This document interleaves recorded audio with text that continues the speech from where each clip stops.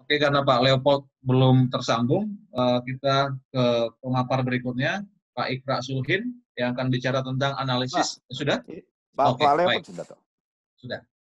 Baik, Pak Leopold.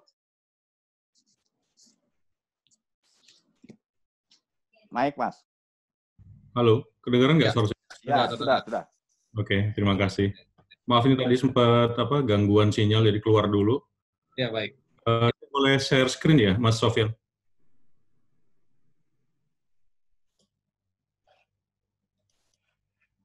Oke, sebentar.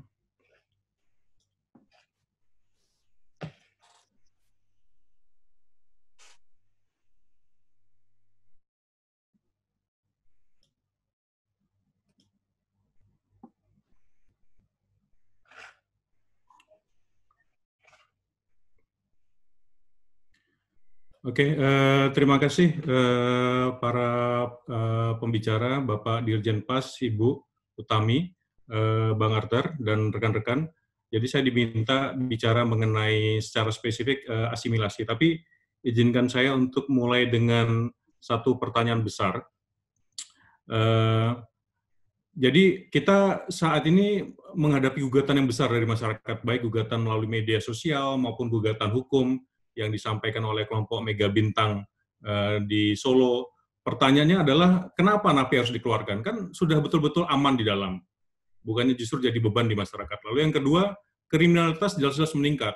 Kemudian saya ingat mulai bulan lalu itu sudah banyak sekali hoax-hoax yang memperlihatkan bahwa akan ada perkosaan, pembunuhan, perampokan yang luar biasa besar. Nah, menurut saya ada pemahaman yang banyak tidak diketahui mengenai kondisi di dalam lapas. Izin saya pakai fotonya Mas Ikra. Jadi ini foto diambil tahun 2007 di Lapas Salemba, ya, jadi bukan sekarang, yang memperlihatkan tingkat overcrowding yang betul-betul tidak manusiawi. Ini bukan hanya sekedar pelanggaran HAM, tapi betul-betul tidak manusiawi. Dan dalam kondisi normal pun, penyakit menular seperti TBC dan ISPA itu sangat mematikan. Penelitiannya 10 kali lipat di atas masyarakat umum. Jadi bagaimana mungkin kita bisa menjamin bahwa 270.000 lebih warga binaan itu akan aman, tidak terinfeksi dalam kondisi begini.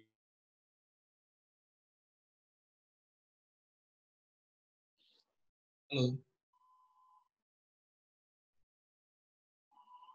Membuka masalah atau aib mengenai kondisi di pemasyarakatan. Tapi menurut saya hal ini juga perlu disampaikan karena masyarakat sering tidak paham.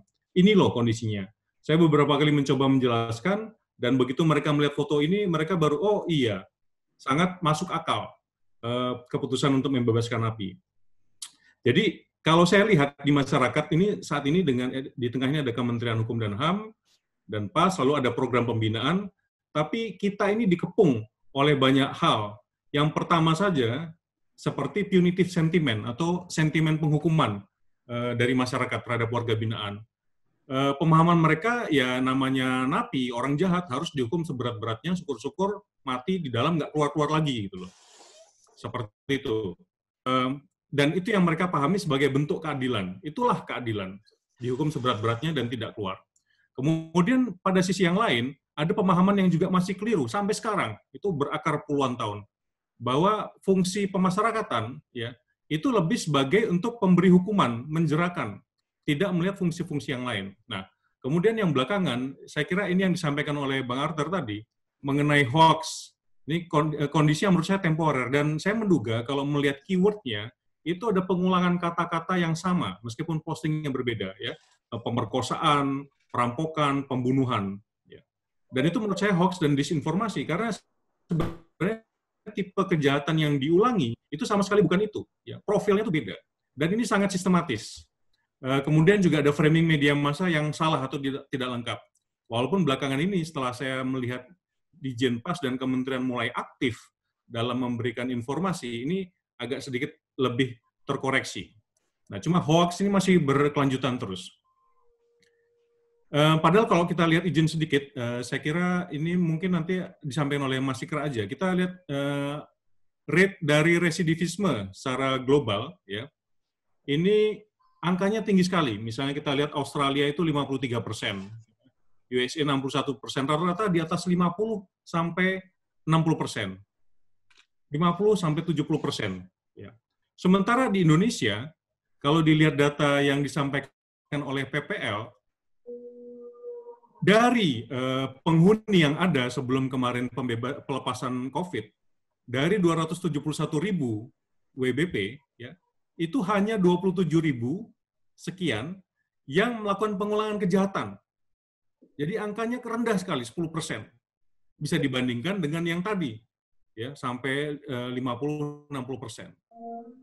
Jadi di Indonesia, ini relatif rendah, dan kemudian kejahatan yang dilakukan adalah penyalahgunaan narkoba dan pencurian.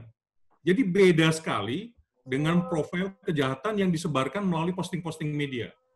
Jadi dari segi angka salah, dari segi profil kejahatan juga salah. Nah, saya menduga ada kepentingan-kepentingan tertentu, entah destabilisasi sosial atau apapun. Tapi yang jelas kena kemudian adalah napi dan pemasyarakatan. Kalau kita lihat data kegagalan program asimilasi, ya, setiap tahun itu juga angkanya kecil, ya, di bawah 10%. Tahun lalu tuh yang gagal sekitar 353, ya, yang kemudian dicabut. Tahun ini sampai kemudian menjelang ini data sampai Maret, ya, 129. Saya kira ditambah 50 menjadi 179-180 orang. Jadi angkanya ini juga masih dalam rata-rata. Mas Harrison tadi menyatakan bahwa, oh tidak fair dong kalau misalnya dibandingkan dengan kondisi normal. Kenapa? Karena kondisi sekarang masyarakat sendiri sudah mengalami ketakutan yang parah karena COVID, kehilangan pekerjaan. Betul, tapi kalau kemudian membebankan ini kepada pemasyarakatan atau napi, itu juga sama tidak fairnya. Apakah kemudian yang diminta adalah angkanya berkurang sama sekali, karena itu tidak normal, itu tidak logis. Jadi, iya, ada kebutuhan di masyarakat untuk punya rasa aman yang lebih, tapi tumpuannya itu tidak bisa kemudian hanya dibebankan kepada lapas dan napi. Saya memperlihatkan satu persepsi masyarakat, publik, tentang pemasyarakatan. Ini lapas, persepsi yang ada di masyarakat, napi itu dicuci bersih sampai putih dengan menggunakan penderitaan yang seberat-beratnya, ya, overcrowding, makanan serba terbatas, sehingga mereka mengalami transformasi total, berubah menjadi kain yang putih saat kembali ke masyarakat. Ya. Padahal tidak bisa seperti itu. Faktor-faktor yang menyebabkan mereka melakukan kejahatan, misalnya pengguna narkoba, itu masih ada di masyarakat, tidak berubah. Mereka mencuri karena kebutuhan ekonomi, itu masih ada di masyarakat. Menurut saya yang harus dijelaskan oleh pemasyarakatan dan Kementerian Hukum dan HAM, pada fase asimilasi ini adalah fase yang sangat kritis, karena menentukan apakah masyarakat mau menerima dan mendukung napi yang menjalani asimilasi, ada dukungan atau penerimaan atau tidak, itu berpengaruh terhadap keberhasilan atau kegagalan dari asimilasi. Jadi jangan dibalik, bahwa karena karena mereka mengulangi, mereka gagal. Kalau masyarakat tidak mau menerima dan mensupport, misalnya mereka harusnya kan statusnya asimilasi di rumah, isolasi mandiri. Tapi kalau kemudian masyarakat atau warga RT RW tidak mau menerima mereka, mensupport mereka, sudah pasti kemungkinan besar gagal. Jadi percuma saja biaya yang begitu besar dikeluarkan oleh negara di lapas maupun penderitaan yang mereka alami, kalau kemudian tidak ada penerimaan di masyarakat. Slide terakhir. Nah, rekomendasi ke depan. Saya mengusulkan beberapa hal. Yang pertama, ini ada Bang Bani juga nih, bisa bantu Pak Menteri. Komunikasi media harapnya lebih asertif, ya, dan lebih responsif terhadap berita dan laporan yang ada di masyarakat. Hoax jangan dibiarkan berlama-lama. 4 jam itu sudah harus ada respons. Karena semakin lama, itu akan semakin menyebar. Contohnya ada beberapa kasus dari segi lokasi dan nama itu ternyata tidak benar, atau tipe kejahatan salah. Komunikasi media juga harapnya lebih asertif, jadi bukan hanya sekedar menunggu, tapi juga punya program yang terencana. Jadi butuh penguatan media. Saya ambil contoh aja, misalnya berita pencabutan asimilasi bagi klien yang tidak kooperatif. Ini bentuk program dan komunikasi media yang asertif. Saya sempat bicara dengan beberapa rekan PK, ya, dan melihat bahwa memang napi asimilasi tidak semuanya juga kooperatif. Ada kurang lebih 2,5% yang membandel, misalnya tidak memberikan nomor telepon yang benar, jadi saat dihubungi ternyata salah. Atau saat dihubungi, diblok nomornya.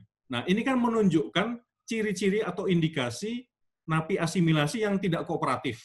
Meskipun mereka belum melakukan kejahatan, ya, hendaknya mereka itu sudah diusulkan untuk dicabut asimilasi, karena melakukan pelanggaran terhadap syarat khusus.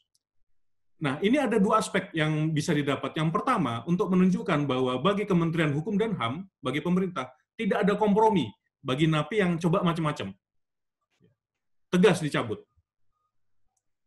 Kemudian yang kedua, ini juga membantu upaya penegak hukum lain, kepolisian, agar jangan sampai mereka melakukan pelanggaran kejahatan baru ditangkap oleh polisi.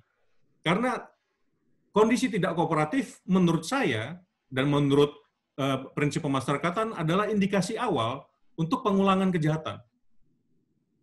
Nah, ini yang menurut saya penting nih. Kalau Pak Dirjen, Pak Menteri bisa kemudian menunjukkan nih, ada beberapa yang dicabut secara tegas, ya, itu saya kira pesannya jelas ke masyarakat, jelas, ke napi juga jelas. Jangan main-main. Ya. Menunjukkan walaupun ada problem bagi kita untuk memantau 39.000 untuk menunjukkan bahwa kita punya komitmen kuat. Kita punya itikat yang kuat untuk kemudian menindak ini, mengawasi ini. Dan ini menurut saya penting nih, Pak Dirjen dan rekan-rekan kementerian. Kemudian yang lain lagi adalah kontribusi warga binaan yang bebas asimilasi. Saya kira tadi sudah dilaporkan oleh Mas Sarpani dan Pak Jun mengenai aktivitas sudah berjalan. Kemudian testimoni mantan napi yang populer. Nah, ini Pak, stok mantan napi yang populer kan cukup banyak nih ya. Kemarin itu sudah ada Ahmad Dhani ya, yang saya kira poinnya sangat jelas. Tapi mungkin kita bisa cari yang basis politiknya itu lebih luas, jadi tidak politis. Saya nggak tahu misalnya contohnya Ariel atau siapa. Saya kira banyak kok. Dan pesan mereka pasti akan sampai, akan lebih didengar nih, misalnya ketimbang dari pemasyarakatan atau kementerian sendiri, ya. Karena mereka punya kredibilitas. Kemudian pembebasan perlindungan vulnerable groups. Saat ini ada banyak sekitar 500-an, Bu Tami ya, dari penelitian terakhir, itu napi hamil atau menyusui di pemasyarakatan. Lansia yang membutuhkan pertolongan 24 jam, bantuan, difabel. Mereka ini jumlahnya nggak besar, ya. Tapi kalau kemudian bisa diusulkan untuk pembebasan tahap kedua, akan membangun simpati yang lebih dari masyarakat terhadap program-program pemasyarakatan. Dan ini juga bentuk pelaksanaan SMR. Kemudian ini ada tantangan yang baru, izin Pak Dirjen dan rekan-rekan direktorat, dengan masuknya napi-napi baru yang inkrah. Sekarang ini tahanan baru memang tidak bisa masuk, tetapi proses persidangan berjalan dan ada beberapa napi, saya dengar minggu lalu itu ada 174 yang sudah inkrah, dan tidak mungkin ditahan di kepolisian, harus masuk ke lapas. Nah ini gimana nih caranya mencegah infeksi? Karena lapas itu tidak punya fasilitas isolasi mandiri. Adanya sel hukuman, cuma kan itu standarnya di bawah standar kesehatan. Jadi ini harus dipikirkan, dan usulan saya adalah ada fasilitas antara transit sebelum napi yang baru inkrah itu masuk ke dalam lapas untuk mencegah infeksi. Saya kira itu, dan kalau ya masih ada banyak rekomendasi, tapi kurang lebih itu, Mas. Terima kasih, Bang. Terima kasih, Pak Leopold. Singkat dan jelas.